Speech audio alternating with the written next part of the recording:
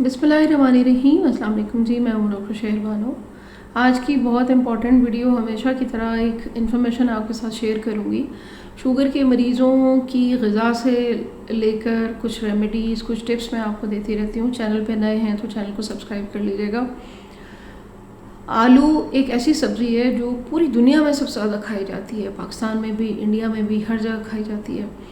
और ये सब्ज़ी ऐसी सब्ज़ी है कि हर जगह फ़िट हो जाती है। इसके साथ कोई भी आप डिश बना लें, घरों में बनती हैं। लेकिन शुगर के मरीज़ों को ये कहा जाता है कि जी आलू नहीं खाना।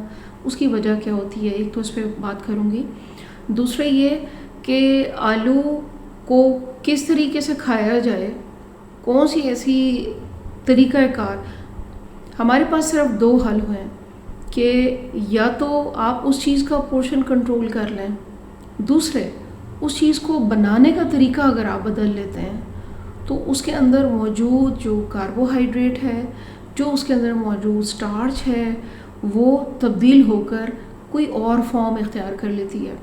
सिंपल अल्फाज में आज समझाने की कोशिश करूँगी कि आलू का जो ग्लाइसेमिक इंडेक्स है वो 20 है, लेकिन ग्लाइसेमिक लोड इसका ज़्यादा है।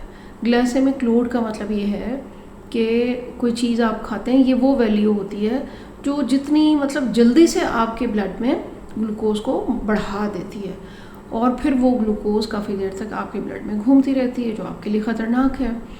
अब स्ट्रेट फॉरवर्ड ये कहा जा रहा है कि जी आलू नहीं खाना।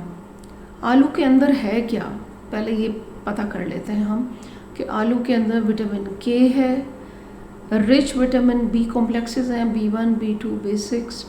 इसके अंदर पोटेशियम मौजूद है, इसके अंदर ग़िज़ाइयत है, इसके अंदर टेस्ट तो है ही है कि बच्चे से लेके बड़ा तक चाहता है कि मेरे खाने में आलू ज़रूर हो।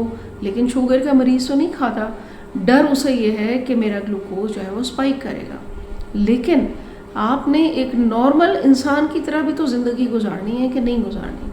आप चाहते हैं आपके हैप्पी हार्मोन रिलीज़ हों, आपके सामने जो कभी खाना आए, जब बाकी लोग खा रहे हों, तो आपके सामने आलू से बनी हुई कोई डिश ऐसी आए जो आप खाकर अपना दिल भी खुश कर लें और आपका जो है वो एक चीज़ जो मिसिंग थी खाने में वो भी पूरी हो जाए।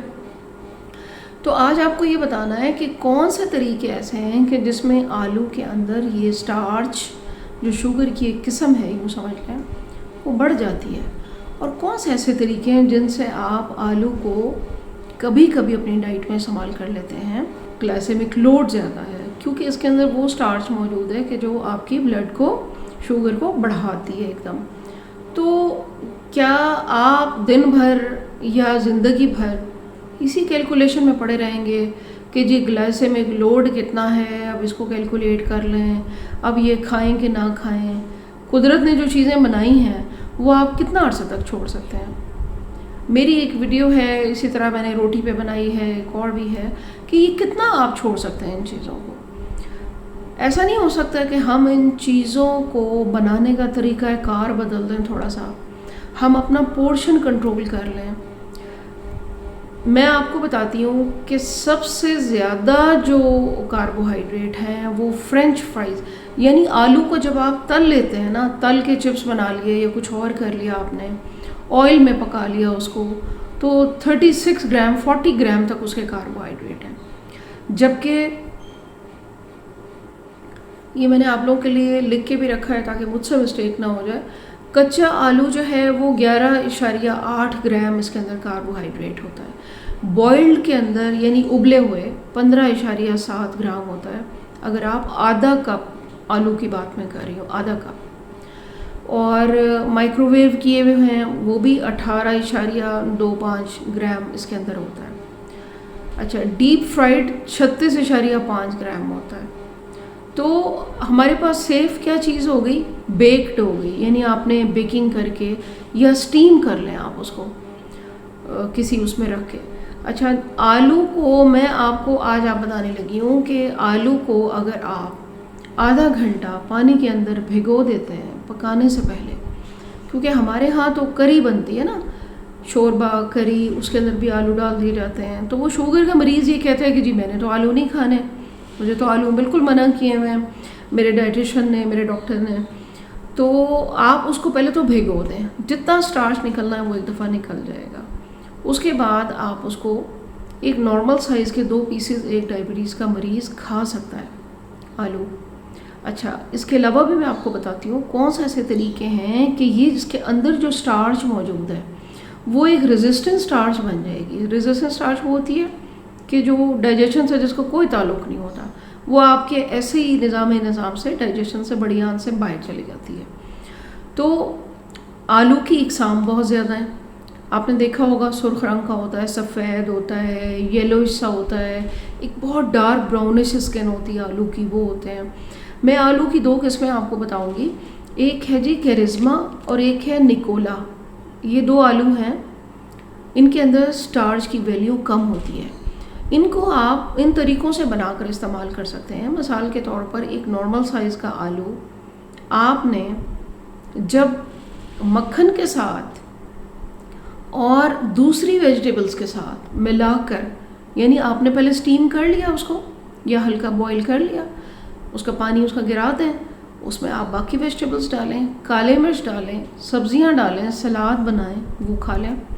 फाइबर ऐड हो गया और आपको कार्बोहाइड्रेट भी मिल गई, अच्छी एनर्जी भी मिल गई, थोड़ा सा टेम्पटिंग भी हो गया, खाने में मज़ा भी आया, दिल भी खुश हुआ और आपके हैप्पी हार्मोन भी रिलीज़ हुए कि आज मैंने अच्छा मील किया, कि मैंने भी पोटैटो लिया है। ये बहुत ज़रूरी है। शुगर के मरीज़ जितना डिप्रेशन में हैं इस वक्त, जितना वो खौफज़दा हैं इस वक्त, उनके लिए मसाइल और ज़्यादा बढ़ते चले जा रहे हैं। तो मैं कहती हूँ कि इस गंभीर चक्कर में पड़ने से बेहतर है कि हम अगर अपने खाना बनाने के अंदाज़ पर ज़रा गौर कर लें और पोर्शन को कंट्रोल कर लें, तो फिर ये चीज़ें आसान हो जाएंगी, एनर्जी भी मिलेगी। आपने देखा है कि छोटे बच्चे को बॉइल्ड पोटैटो कहते हैं डॉक्टर, कि उबला हुआ आलू खिलाएं। क्यों? जूद हज़म होता है, एनर्जी देता है, रिच विटामिन होते हैं, ताकत देता है, बच्चे की ब्रेन को जो ग्लूकोज चाहिए वो मिलती है। लेकिन हमने क्या किया, हमने तो शुगर के मरीज़ को बेचारे को काले पानी की सज़ा हमने देनी है। हमने ये कहना है कि जी आपने तो कुछ भी नहीं खाना, आप दुनिया से बहुत निराले लोग हैं। थोड़ी सी मेहनत करनी पड़ेगी, थोड़ा सा चीज़ों को लिखना पड़ेगा, थोड़ा सा समझना पड़ेगा कि फ़्रेंच फ्राइज़ नहीं खाने, दूसरे पैकेट वाले प्रोसेस चिप्स नहीं खाने, तले हुए चिप्स नहीं खाने। आपने पानी में भिगो के रखना है, उसके बाद आपने उसको थोड़ा सा ठंडा करना है। ठंडा करने से भी इसकी स्टार्च कम होती है। और फिर आपने उसको अपने सैलेड्स में, वेजिटेबल में डालकर ऊपर थोड़ा सा मक्खन डाल लें, अच्छा सा, उसको थोड़ा सा स्पाइस भी डाल लें ताकि आपके लिए और भी ज़्यादा खाने में अच्छा हो जाए। और आज की वीडियो आपको थोड़ी सी चेंज भी नज़र आ रही होगी, थोड़ा सा मेरा यहाँ सेटअप में प्रॉब्लम था, तो लेकिन वीडियो तो डाल नहीं है, आप लोगों के साथ मेरा एक ताल्लुक़ बन गया है यूट्यूब पर। अच्छा, जो साइंसदान होते हैं ना, जो इन चीज़ों के ऊपर काम कर रहे हैं, जो न्यूट्रिशनिस्ट हैं, जो रिसर्चर्स हैं, वो हमारे लिए आसानियाँ भी कर रहे हैं। लेकिन मेरी वीडियो बनाने का मकसद ये है कि हम अपनी खुराक को आसान, ज़िंदगी को आसान बना लें और टेंशन से भरी हुई खाना, टेंशन से भरा हुआ जो आपका ये मील है, तो ये आपको और ज़्यादा बीमार करेगा। न्यूट्रिशनिस्ट साइंसदान ये कहते हैं कि अगर मीडियम साइज़ का आलू और उसके अंदर आप चीज़ मिला लेते हैं, कॉटेज चीज़ कर लें आप, कॉटेज चीज़ के अंदर आप इतना सा आलू बॉईल करके, बेक करके जब मिलाते हैं, तो उनका ये कहना है कि इसका जो ग्लाइसेमिक लोड है ना, सपोज़ अगर आप कुछ ग्राम्स का वो ले रहे हैं, तो वो 93 से 39 पर आ जाएगा। उलट कर दें मतलब डिजिट को आप, तो कम हो गया। आपने खौफज़दा नहीं होना। हफ्ते में 2 बार 3 बार आपने इस तरह से कोई ना कोई पोटैटोज़ अपना बॉईल करके, बेक करके, अपने सैलेड में मिक्स करके खाने हैं, ताकि आपको नेचुरल विटामिन्स मिलें, नेचुरल चीज़ें मिलें, आपको कार्ब नेचुरल मिले। ज़्यादा नहीं खाना, पोर्शन कंट्रोल करना है। आलू वाले चावल नहीं खाने। आलू के बना हुआ, ख़ास कर वो जो हमारे यहाँ ख़ास डिश बनती है जो होती है आलू की है, वो नहीं खानी। आप गोश्त के साथ आलू को मिला लें तो वो कहते हैं कि ये बेस्ट कॉम्बिनेशन है। अगर आप वो बीफ के साथ या मटन के साथ आपका आलू जो है वो स्टीम किया हुआ थोड़ा सा पड़ा है, थोड़ी सी ब्रोकली पड़ी है, तो बेहतरीन मील है आपके लिए। आपने इन चीज़ों को अपनी ज़िंदगी से बिल्कुल ख़त्म नहीं करना, ताकि आपके ब्रेन को जो एनर्जी मिल रही है, जो विटामिन आपको चाहिए वो आपको मिले। तो जब हैप्पी हार्मोन रिलीज़ होंगे और आप खुद अपने आप से कहेंगे कि जी मैं तो ठीक हूँ, मैंने तो आज ये खाया। आज की छोटी सी वीडियो थी, तो मैंने ये सोचा कि आज आपके साथ कोई ना कोई ऐसा कंटेंट होना चाहिए कि दिल चाहता है, जाहिर है आप भी इसी हमारे सोसाइटी में रहते हैं, हम शुगर के मरीज़ भी चाहते हैं कि हम ये चीज़ें खाएं, बहुत ज़्यादा नहीं, लेकिन आपने थोड़ी थोड़ी पोर्शन कंट्रोल करके खानी है। सबके साथ वीडियो को शेयर करना है, लोगों की याद मुझे रखना है। Thank you very much. अल्लाह हाफ़िज़।